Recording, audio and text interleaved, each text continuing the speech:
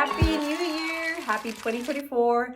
My name is Brenda and I'm a mommy to two babies, a newborn baby girl who is 2 months and also a toddler boy who is 2 years old.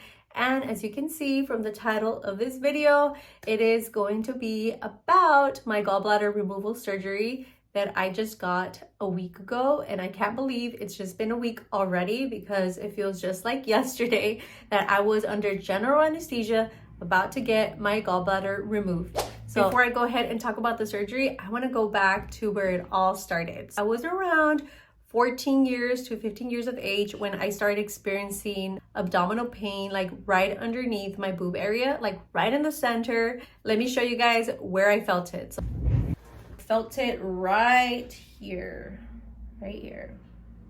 Ever since I've experienced that abdominal pain, I would bring it up to my doctors in my physical yearly checkups, and they would tell me that it was most likely gastritis because I would eat a lot of spicy foods. So at that time, I was a hot Cheeto girl and I would add literally Valentina and Tapatio to everything. So I would add it to my chips, even if they were already spicy. So it made sense that I had a gastritis. That's kind of what I thought my whole life, that I thought that that abdominal pain I was feeling was gastritis.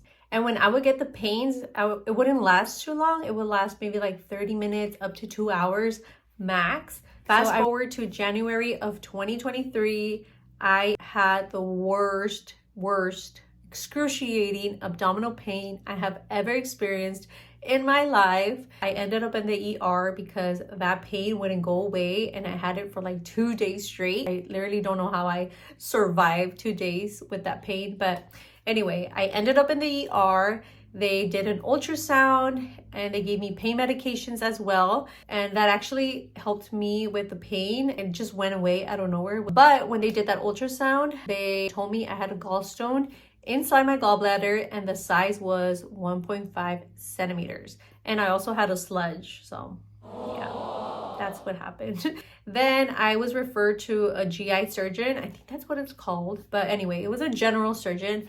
And I went to visit him maybe around 3 to 4 weeks after my ER visit. He told me that he did recommend surgery because the gallstone can eventually have future complications. It can either get stuck somewhere in the bile duct or I can get pancreatitis. I think that's what it's pronounced. I don't know, but I'll put it up here somewhere. I got really scared and I honestly didn't know what to do. I didn't know I wanted to get surgery and I just was like all over the place because I've never gotten surgery in my life. So surgery was just so scary to me. So I looked up a bunch of ways to heal my gallbladder and dissolve the stone and a lot of like natural and holistic ways to treat my gallstone to make it like go away. I really thought I was able to flush it. I even did a video back in January on YouTube talking about what I was doing in order to, you know, dissolve my gallbladder. I thought I did good because I didn't get no gallbladder pain ever since January of 2023. I was doing so good. I actually got pregnant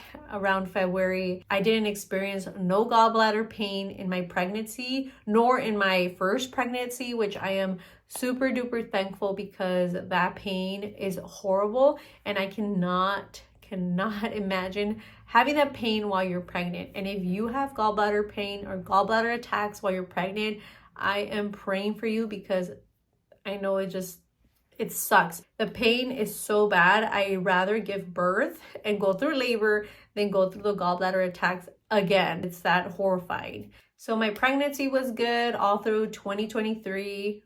But then I had my baby. December rolls around. I get another excruciating gallbladder attack right on Christmas Eve. This is similar to that gallbladder attack I got on January 2023 where I ended up in the ER and they had told me that, you know, I had to get surgery at some point. I guess I was in denial because I kind of knew that it was coming and I knew that once it got real bad, I had to get it taken out. So on December 24, 25, 26, and 27, I was experiencing a gallbladder attack, but it was weird because it was like an ongoing pain, but sometimes I would get little breaks where I wouldn't feel it. So I was able to do things, right? But on December 27, it got to a point where it just wouldn't go away at all. It was giving me no breaks. I was like, okay, I need to go to the ER. But I literally was crying, I think like almost every day when I was getting that gallbladder attack, because I kind of knew that if I went to the hospital or to the ER, I was most likely going to get that surgery. So I guess I was kind of mentally prepping for that. I feel like I prepped enough mentally. I even reached out to a few girls on TikTok that have had gallbladder removal surgeries, and they made me feel less anxious, less stressed about this surgery. And I just felt very confident going into that surgery that I was going to be okay. Yeah. So on December 27, I think around like 8 or 9 p.m., my husband drove me to the hospital, and it was like almost a 1 hour drive because I wanted to go to a specific hospital. So when I got to the ER, they did an ultrasound, and they saw that the gallstone was actually stuck this time on my gallbladder. Like, I'm gonna try to put it up here how it looks, but it was stuck on the neck area of the gallbladder. So it could have gone worse where it was stuck in the bile duct, but thank goodness it didn't get worse. But those pains were so excruciating. So the whole time I was at the hospital or at the ER, they gave me morphine. It did help a little bit with the pain, but I still felt it, and I was so uncomfortable still. I could not sleep. The nurses were kind of going in and out and asking me how I felt and things like that. They told me to expect to stay there overnight and that I might have to get surgery due to, you know, my gallstone being stuck in the little neck area of the gallbladder. So I called my mom, and she arrived, I think I would say maybe around midnight to the ER, because my husband, I told him to leave because he was in the parking lot with our 2 babies, our newborn and our toddler. And I was like, no, you should go home so they can be in a comfortable space because they're not going to be comfortable in the car. Unfortunately, my husband couldn't be there. My mom was there, which I was happy. At least I had someone there for support. And she didn't leave my sight at all. She was there, and she was praying for me the whole time. It was just scary going to the ER. First of all, you see all these sick people, and it's just a scary place to be at, especially, you know, during the holidays. When I got admitted, I actually got a room next to another patient because the hospital was packed. So throughout the whole night that I was there, I could not sleep. I was so uncomfortable. The pain was just getting worse and worse. And I remember I asked for morphine again, and they gave it to me, and it just kind of helped alleviate the pain a little. But, you know, I still had the pain. Like, I still couldn't sleep. My mom was there, and I was just like kind of tossing and turning and crying here and there because it was just so bad. And finally, in the morning, the surgeon came and spoke with me and talked to me a little bit more about the surgery. I felt so much better talking to her because she looked like she knew what she was doing. And obviously, I wanted someone 100% to know what they're doing. The first thing they told me to do before surgery was kind of wash myself or my whole body with this like special soap. I don't know if it's antibacterial or antiseptic. I'm not sure the name, but they had me wash my hair and everything from head to toe with this special soap. Pretty much get ready for surgery. And I put a new hospital gown and some new hospital socks, and I was literally just waiting there for the surgery to come around. And finally they wheeled me into like, I guess, the pre-op room. They put like this blanket over me. Like, it wasn't really a blanket, it looked more like a plastic, and then they put hot air inside, so it was kind of like floating just to keep me warm. And they took out my glasses. The anesthesiologist also came and spoke with me, I guess, to kind of like make me less anxious about, you know, the whole situation.